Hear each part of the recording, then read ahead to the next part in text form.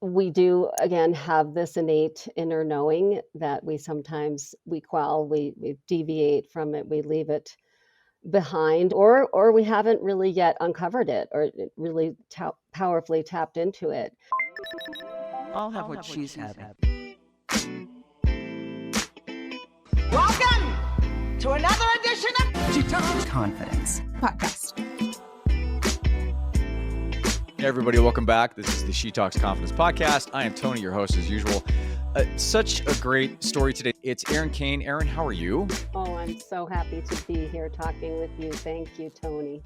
She's in Telluride, Colorado, and it's skiing season. I wish I was there. The reason why I have Erin on today is she's the founder of Grace Reins. She is a PATH certified therapeutic riding instructor and equine specialist in mental health and learning. Really, it's equine therapy, right? It's therapy with Yeah. horses. Yes, exactly. Yes. I just love that. And so what I would like to talk to her about today is how does one get to be an equine therapist? Yes, And yes. also your journey, because you had sent me some information on what your path was, and I found it Mhm. fascinating. And we're also going to talk about the power of following your dreams Mhm. and the power of sharing our stories and the fact that I harp constantly and in every single show about our collective and about how we need to work together as a team, especially women need to work Right, together as a team to right. support each other and to move each other forward. Erin, can you start off with your story in regards to, you say your resilience in my story? What does that mean? Yes. That means that I have been super blessed to find my resilience, first of all. We all innately have that, of course, but we don't always know how to tap into it. We don't always believe in ourselves and or that we have that. But I've been very fortunate. I've had a lot of unusual twists and turns to my young life. I did leave school at a young age. I left home at a young age, and I feel like, when I visualize that, I feel like there's this hallway of hands that sort of came out to hold me and to walk me through those very vulnerable years of my life where I was so young and I trying to identify myself, which can be somewhat dangerous at a young age. As we spoke of about Tony, people look to others for their identity. We latch on to things that we want to be, which is not necessarily a bad thing. Hopefully, those are positive things that we gravitate to. And but as I said, I always felt very blessed that I had good people along the way while I was finding myself and just doing a lot of different things to support myself and to find the essence of myself that was not really fully nurtured and cultivated at that young age. Yes, and not to jump too far ahead, but the thread of that story is that when we're on that part of our vulnerable journey, I feel that we to find our strength and to find our real inner calling is also a very difficult thing to access. And part of that being Yes. that we're sharing that with one another. I Hmm. think certainly for me, I can speak to, and I've just had a women's group here where we were talking about at what point did we understand that it's okay to be vulnerable? And that's actually our superpower. That we go through a lot of years with the walls up and pretending that we're okay and pretending that we're cool and all the things that we think we should be. But Hmm. the powerful piece of us really is birthed by being vulnerable and by saying, hey, I don't know actually what I'm doing and I need some help. I need some guidance here. Yeah, total superpower. When you did ask them, what were their answers in terms of the Well, ages or the yeah, times in their lives? it's beautiful. I have the privilege of being with these women of all ages. Some are in their young, late 20s into 30s, 40s, 50s, and they're all at different points of doing this. I think that in today's world, there is more of a platform and an opportunity for us to think about that and step into that Hmm. space as opposed to when I was in my 20s and 30s. As Hmm. I think there's a lot more language, there's a lot more available people like yourself and other platforms where we're educated about that idea. So Hmm. that's good news for Hmm. sure. Oh my gosh, it is so much better. Through that journey, what was the thing that finally led you? I'm assuming you're a horse lover and you've been that way and you've grown up that Mm. way and you Well, and not that yes, or yeah, or to how did you not connect all of really. this? As you said, referring to my motif, I actually grew up on Long Island, New York. Did you So really? See this is see that very again, far. that's why first of all, I shouldn't assume. And second of all, is I just should just ask the question, right? No, people absolutely emphatically do not want to believe that I'm from New York. They just don't believe it. They say, Yeah. "Okay, we must have left there at a young age," and that is not true either. Again, that kind of really speaks to our essence and Mhm. what lies in our inner child, if you will. It's that real childlike as opposed to childish. I always like to distinguish those things because childlike is a beautiful thing. It's a Mhm. beautiful part of us. And so, yes, I grew up on Long Island in a blue collar, middle class home. Our dad was a fireman, New York City firefighter, which I couldn't have been more proud of any Mhm. profession. But we did not have horses and we did not have cowboy hats and cowboy Mm.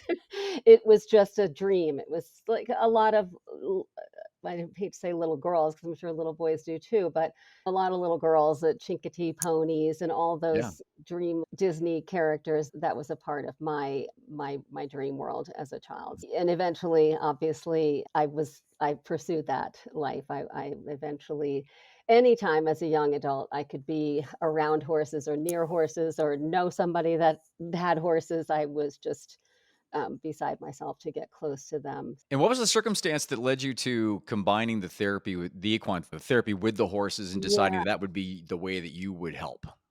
So as a young adult, I lived out in California and started exposing myself to horses, being around horses, riding horses. And then when I moved back east a second time, I came across what I thought was a just a horse program. I saw a field of horses in Connecticut, and I drove into this facility thinking it was just a horse barn, traditional horse barn. And it turned out they were a therapeutic riding facility, Mm. and they were about to host the Special Olympics that summer. This is now almost 30 years ago that this occurred, which Mm. is amazing. And that became my home base. That's a program called High Hopes in Old Lyme, Connecticut. And that, as I said, became my home base. I was just totally in awe of what they did there. And I remained there for many years as a volunteer and then went back to school and became a therapeutic riding instructor and an equine specialist in mental health and learning. So that That's was quite a ride, isn't it? yeah, Right? From yes, Long Island to there, and then I'm totally. assuming in looking back, and it's funny because you said 30 years and it doesn't seem like it. Isn't that Doesn't amazing? And one of the big lessons is you find that or you actually trust yourself, you trust your intuition, you start to follow your passion, you start to yeah, follow the way that you feel as though you're going to resonate or your frequency is at the highest level there you yeah. can help not only yourself or people, then it just seems like it goes by in a flash. Goes by in a flash. Yes. Yeah, Lots of it's a living in between, but of course, when you have that light and that driving force, that sort of true north, if you will, even though I always maintained that piece of my life in some incarnation, sometimes it was smaller than other years of my life because I have moved around and had lots of loss and trauma and all kinds of things, and that has always been my grounding piece of my life that I could come back to that. how did you use that as a grounding force when you were going through uncertainty or self-esteem issues or confidence issues? hmm It is a real place of pride for me, for sure. It definitely, having left home young, did not have a traditional education. There was a lot of things that I was ashamed of and that I hid in my life. Mhm. And for sure, this was not one of those things. This was something I Mhm. very proudly spoke of, and felt very honored to be in this profession. And so, you're right on to point that out, that this was always something that was a really precious piece of my life, whereas the other things and many other things, I quelled those. But again, as a thread to the meaningful piece of the conversation in my life is that those pieces are just as powerful. Mhm. Those shameful, dark places of my life were not meant to be hidden away and to be ashamed of, which is a lot of what people do. And it's some of what I hope that I help people uncover, that they take those shameful, dark pieces of their lives out into the light because that's a lot of burden to carry through this life. I think that's such a great point because you can't it's there's so much force and so much energy in people suppressing those things or thinking that makes them you talk about vulnerability a lot, that makes them too vulnerable or that makes them Mhm. imperfect, which is a Yeah. huge thing, especially with women and young women about this Yes. imperfection thing. Yeah. Rather than embracing it. And I always say self-confidence or just overall confidence, big C, true confidence is about the understanding, the awareness of yourself and who you are, warts and all Mhm. and Mhm. and using it because there is so much power in being vulnerable with that. There is so much power in accepting all of those things that happen and Right. accepting the fact that you made stupid mistakes because outside of maybe a couple people in the world, no, not really. Everybody makes stupid mistakes, Yes. and that's the part of living because Exactly. you can't grow, Mm. you can't Right. learn unless you go out there and you take some steps out of your bubble and start Right. making mistakes, and that's and so I was thinking while you were talking about, you said something about guiding force. Yes. And I was thinking, if a young woman comes to you, maybe she's in college transitioning, maybe she's before, maybe she's a teenager, Yep. and she comes to you and says, there's a trust issue, right? There's an Mm. there's a trust in the intuition or lack of thereof. Mhm. And she says, how did you know? Or how did you Mhm. trust that? What would be your answer? Mm. That's a good question. I think that we do again have this innate inner knowing that we sometimes we quell, we deviate from it, we leave it behind, or we haven't really yet uncovered it or really powerfully tapped into it. But there is a difference in how it feels. There's a difference in how it feels when we're experimenting with things, when we're doing things that maybe other people expect us to do or want us to do. And it's a very nuanced feeling that where you start to discern the differences between what really feels genuinely right and what feels that we're just faking it or trying it on for other purposes. But that's something that it's a honing skill. We just work on honing into that. It can be as very simple to say to someone, you do know deep down inside, but that can be frustrating for people because obviously sometimes they don't. So I don't want to make someone feel worse because they're not actually in that knowing space. But hopefully, I can help put one piece of that discovery into place here. I think that's such great insight because there's a lot happening, right? There's expectations that other people have on them and they feel as though they have to go in this particular direction. And then all of a sudden there's some sort of a cognitive dissonance when they actually sense what you just said Yeah. about something and it Yep. actually starts to pull like an Mhm. attractive pull to it. Mhm. But they think, oh, that's not what my mom wants, or that's not what my dad wants, or that's not Right. what people expect of me. And that's not what, and then there's also this thing about not trusting their intuition Right. and not trusting it because it hasn't been validated or it hasn't given the chance to, I always call it a muscle, that hasn't been Mhm. given a chance to work out and grow to Right. where they can lean on it and say, yes, I do trust this, like blind trust Yes. into their, because a lot of times there's no evidence outside of yourself because it's all built like other people's expectations. There's no Yes. evidence outside of yourself that you're like, yeah, this is for me. Yes. And so you have to say, no, I know this is for me. Right. And that's why it's such a that's such a game changer if you Yeah. can get to that point. And that's why I love your answer Mhm. in terms of it's nuanced and you Yeah. just you feel it and it's Yeah. almost like you can't deny it. Even Right. though all of a sudden you feel that it's a sensory Right. it's a pull. And then here's what happens with overthinkers and people that that are working with other people's scripts, like Mhm. life scripts. Mhm. They'll start to think. Then now they'll come up because what they're trying to do is they're trying to rationalize out of that feeling Right. because Right. either they feel they don't deserve it or they Mhm. feel as though it's not aligned with what they need to do Yeah. instead of what they want to do. And Yes. it's just, and I just love that. And that's the power of finally giving up all that other stuff and just Yes. sinking in and just being secure in your foundation, which leads me to Mhm. really your you talk about the power of following your dreams. And I found this fascinating. And I'm going to read a little bit about this and then I'd like you to expand on it if you could. You discuss how the seed of any dream must come from a deeply personal, even selfish place.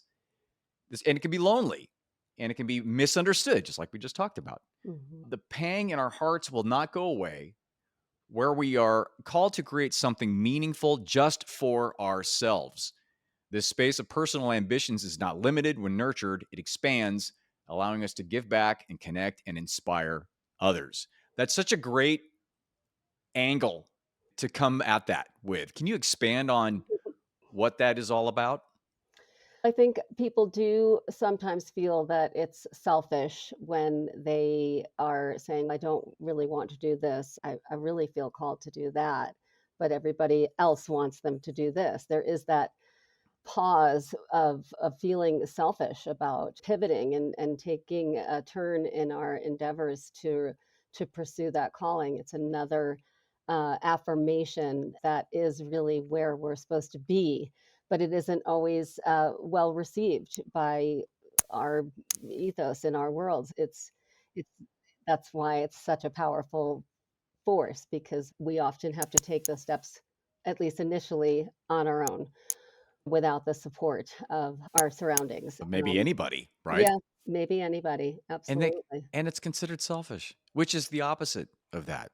But it's Right, only considered selfish because you're measuring it against other people's expectations or the that's right. world's or what you think is the expectation, Yes, yeah, right? exactly. It is an outside, Yeah. reflection that we are taking on ourselves, but we know better, and we really know and see the fruition of that journey, because that's when we fully show up, when we fully share, when we're able to fully give to others is when we are fulfilling that piece of us.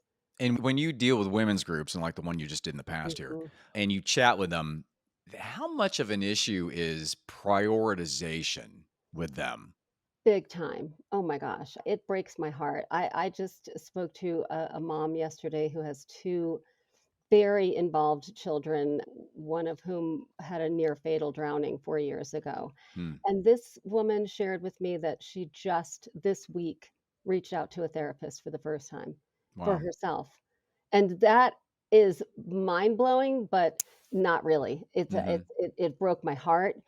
It made me feel I'm so glad that she is stepping into that space. But just think about that, for 4 years of an onslaught of trauma and fear, and goodness knows, the last thought for most people is, I better take care of myself. I better check in with myself. I better see how I'm doing. But Yeah. it's just the nature. And as you said, particularly with women, because we are primarily the caretakers and just have that part of our beings really dialed in. We were always looking after our families and our friends and our coworkers and we do not come very close to the top of that list often. Yeah. Not at all. And that's an inherent systemic problem that I got to tell you is across the board. And I don't care, demographics, Yeah. where you're at, age wise, in terms of Mhm. my clients that go from 20 to Mhm. 50, Yep. it's all inherently been baked in to Yeah. this. And some obviously worse than others based upon their Right. particular circumstance. But Yes. it's incredible. And of course, I was a single dad and I raised my Mhm. daughter, and which is actually the reason I do this is because Mhm. I raised her and I had to learn Yes. how her world operated. And then Mhm.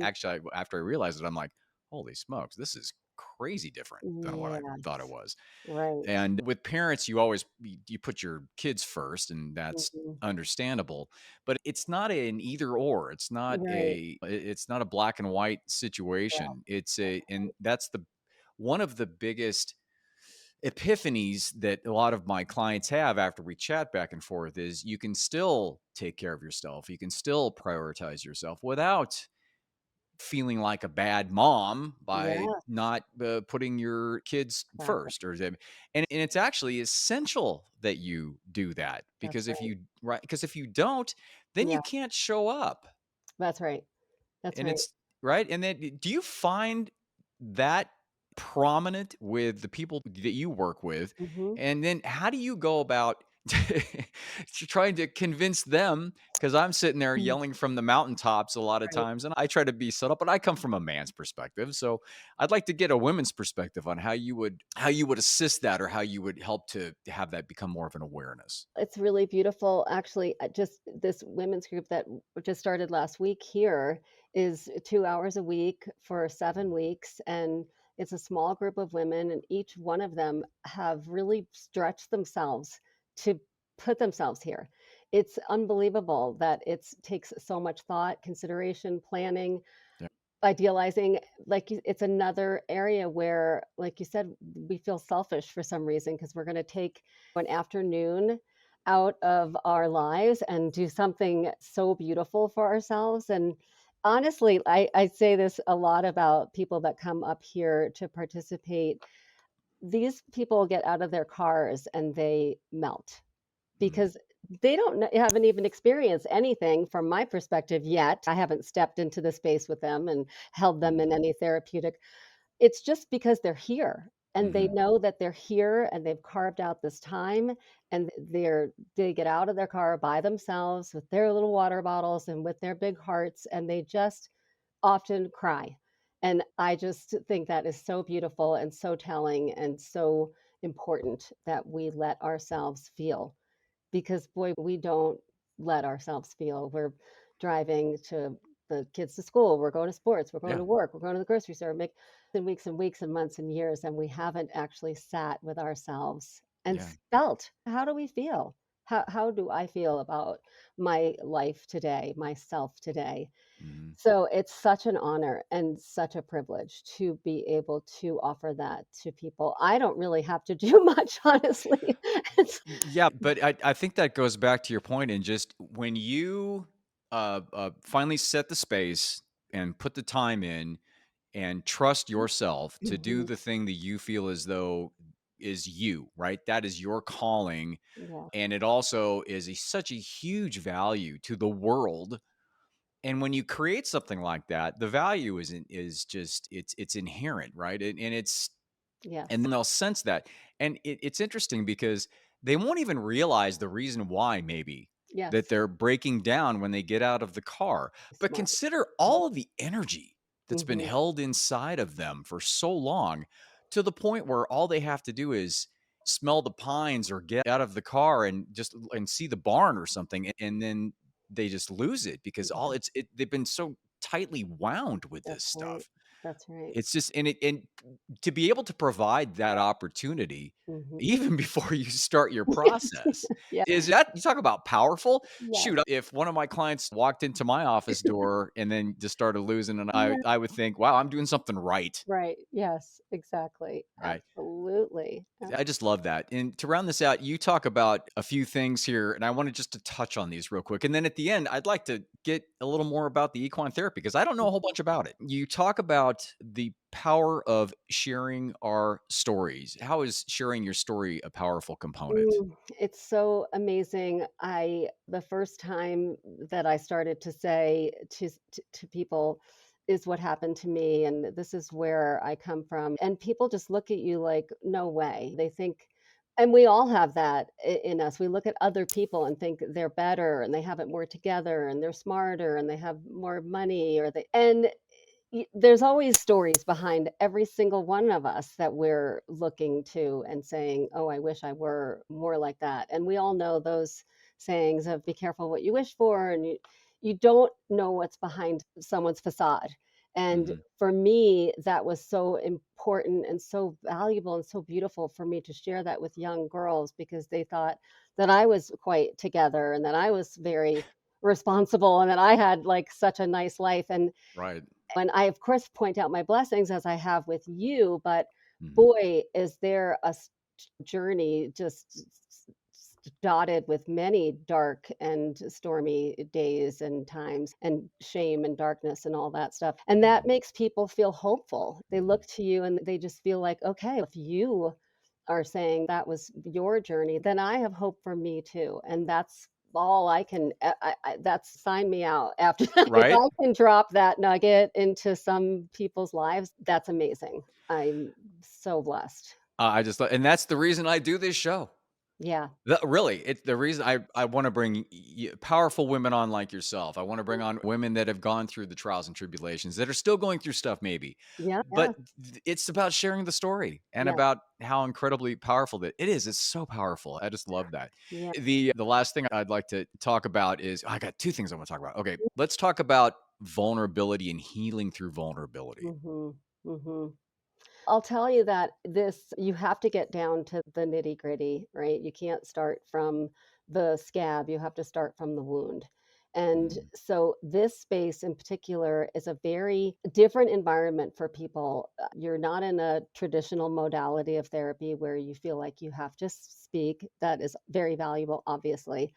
But here, you're with an animal, you're in this energetic space where you can let your guard down and really get to the wound and be able to let things come up without having to speak them necessarily out loud. We do a lot of journaling.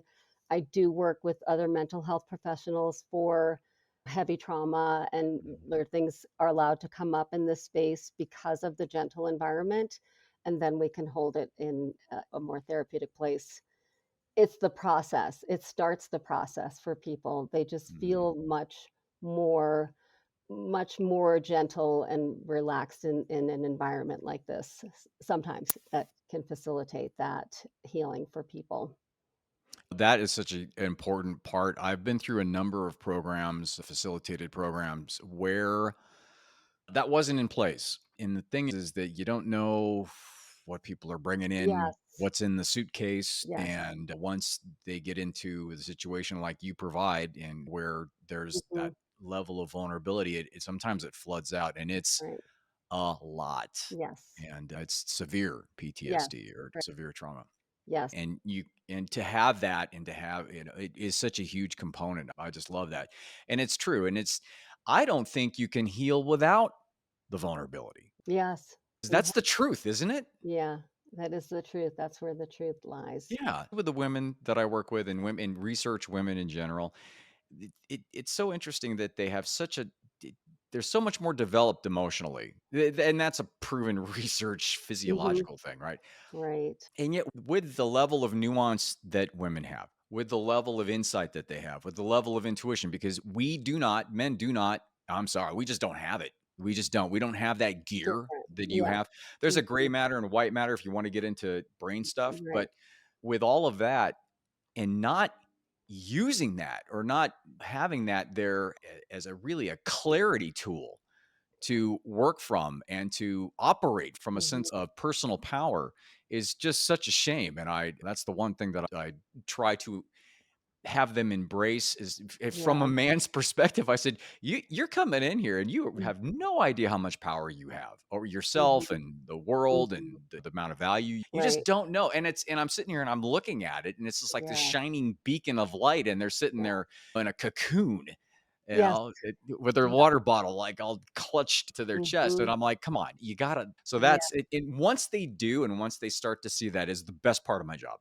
You're I just, helping the self-awareness journey, and that's a beautiful. I'll just segue to the horses because that when someone is in a space with a Mustang in our program, they're all wild Mustangs that have mm, been, rescued and adopted, and their stories, their trauma, and just being in their electromagnetic heart space really allows you to drop your shoulders, unclench your jaw, relax your nervous system, you can lower your heart rate, you can bring yourself into a space where you actually recognize your real authentic self. These masks and walls and all the things, the ego is not necessary there. And that's the part of the program that I really feel I'm just facilitating and witnessing because that magic between the person and the horse is a scientific thing. For a lot of my male participants, I'm happy to speak about the science of things because often the sort of woo of emotional therapy is not as interesting, or some people need data and it's not all just men. mhm, But mhm. that is there too. That is scientific, physiological data. This is a perfect place to culminate this, Mhm. to end this, because I'm a big part of my PhD. It was quantum mechanics, quantum physics. That was Yeah. the basis of my, with Wow. Eastern philosophy and stuff. And so I'm a big energy guy. Yeah. I totally, the 11 dimensions. I'm totally on board with a lot of stuff. Oh, yeah. The energy from the horses. Mhm. Do you find that to be the most powerful aspect of equine therapy, or do you find that to be something that makes it easier for the therapy process? Oh gosh, I think it's definitely the most powerful thing. I think one of the things that I love to dispel for someone is that it does not matter if you are afraid of the horse, if you are bereft with grief, if you are angry, on fire. None of that matters to the horse. What matters to the horse is that you're showing up authentically. What triggers alarms in the horses is when you're faking it, when you're pretending to not Mm, be afraid.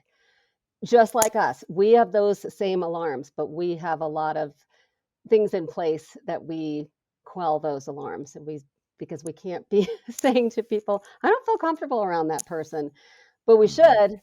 mhm, Again, that's another conversation where we really get back to honing our intuition, mhm. because you show up authentically, and the horse, that's all they're asking for. That's where they're going to meet you.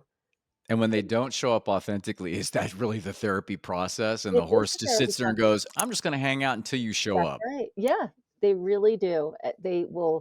They'll be afraid of the person. They Yeah. will be that will be a warning for them Wow. to protect themselves, to hide themselves, to there's such a heart coherence in the herds and the wild horses. They have a heart coherence. Their Mm, heart rates are all regulated to the same heart rate, so mm. that when there is danger, the first horse in the herd that sees or detects danger, the whole herd will know something is it's incredible. Wow. We once had those skills too. So they still live inside of us, Yeah, and we can still get back to them and yeah. recognize them, and they're really our friends. All of those inherent skills that we were born with.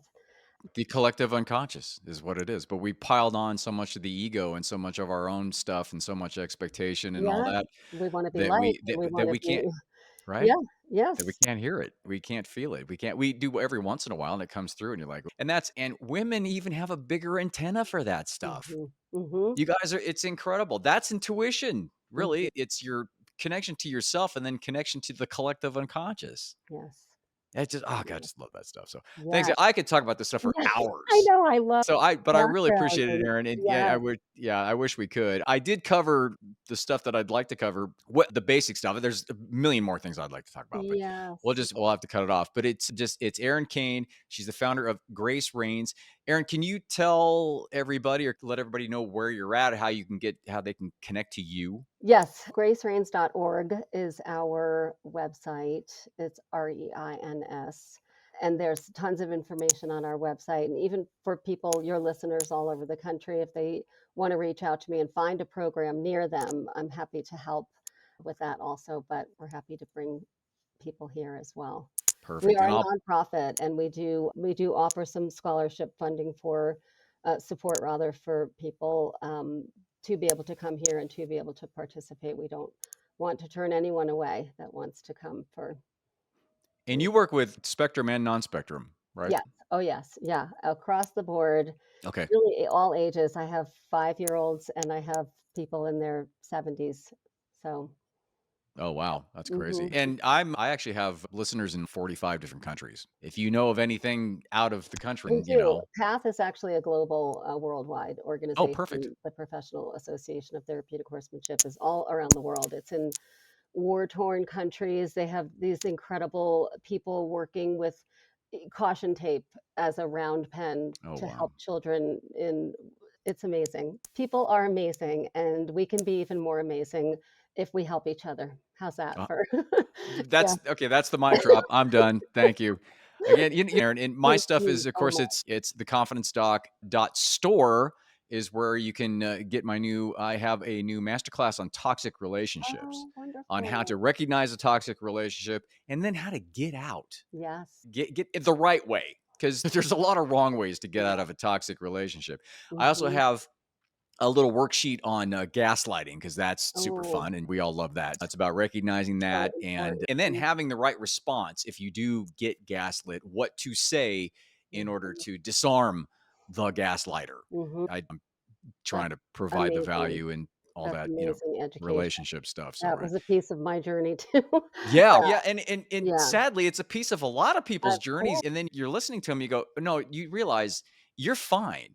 Right. they're trying to tell you your reality doesn't exist. That's right. That's right. And they're I like, what do you mean? I go, okay, here we go. And start rolling into that whole thing. So hopefully that provides some value. So that can be at theconfidencedoc.store. I'm also at tonydufresne.com. A lot of people can't spell it. I'll put it in the notes, as well as all of Erin's contact information. I'll put it in the notes as well. Thank you so much. So thanks again, Erin. Hours. Well, you do.